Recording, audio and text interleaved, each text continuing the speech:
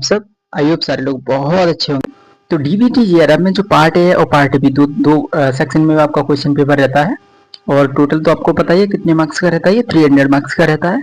Okay, एक question कितने number का रहता है, 3 नंबर का रहता है। ठीक है, तो पहला सेक्शन होता है आपका जनरल बायोटेक्नोलॉजी का। ठीक है, तो जनरल बायोटेक्नोलॉजी में कौन कौन सी यूनिट कितना वेटेज रखती है, तो वो यूनिट आपके सामने यहाँ पे 7 यूनिट मैंने यहाँ पे मेंशन की है, तो 8, लेकिन 8वीं यूनिट मुझे नहीं सूटेबल लगी कि हम लोग प्रिपेयर कर पाएंगे, क्योंकि वो स्पेशल बायोटेक के लिए थी।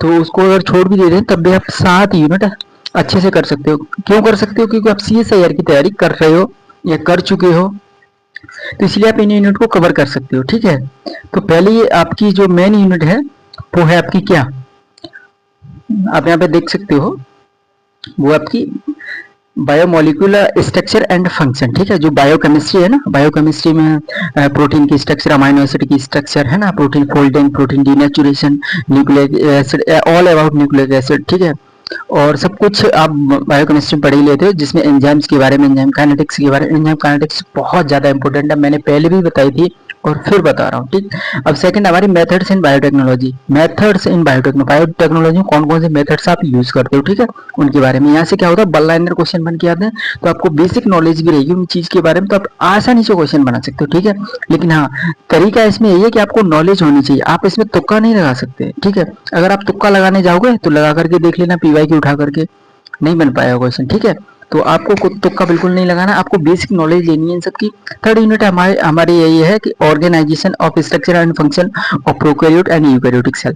प्रोकैरियोट और यूकैरियोटिक सेल में क्या क्या मेन डिफरेंस है, ठीक है, उनका ऑर्गेनाइजेशन कैसा है, उनकी स्ट्रक्चर कैसी है, उनका फंक्शन क्या क्या है, उन सब के बारे में आप तीसरी यूनिट में पढ़ने वाले हो। ठीक है, ये मैं एप्टीट्यूड की पार्ट 1 में जो सिलेबस आता है उसकी बात कर रहा हूँ, अभी पार्ट भी अलग है, उसमें स्पेशल बायोटेक्नोलॉजी वो अलग है।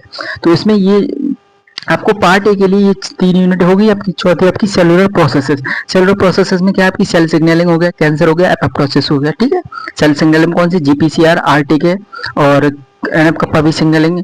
ठीक है, बैक्टीरियल 2 कंपोनेंट सिग्नलिंग। ठीक है, बहुत सारी सिग्नलिंग है ना, तो सिग्नलिंग सारी की सारी आपको पढ़ के जानी। कैंसर के बारे में नॉलेज होनी चाहिए आपको, एपोप्टोसिस के बारे में नॉलेज होनी चाहिए।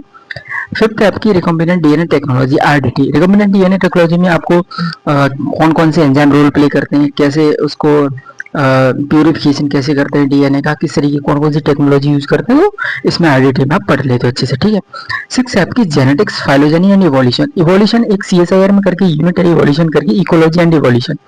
तो इवोल्यूशन आपकी 7 यूनिट, सॉरी जो भी आपकी यूनिट हो, यूनिट नेम तो नहीं मेंशन कर रहा मैं, लेकिन इवोल्यूशन और इवोल्यूशन में आप फाइलोजेनी पढ़ते हो। ठीक है, तो वो फाइलोजेनी जो फाइलोजेनेटिक ट्री रहते हैं ना, तो उनसे क्वेश्चन आ सकता है, लेकिन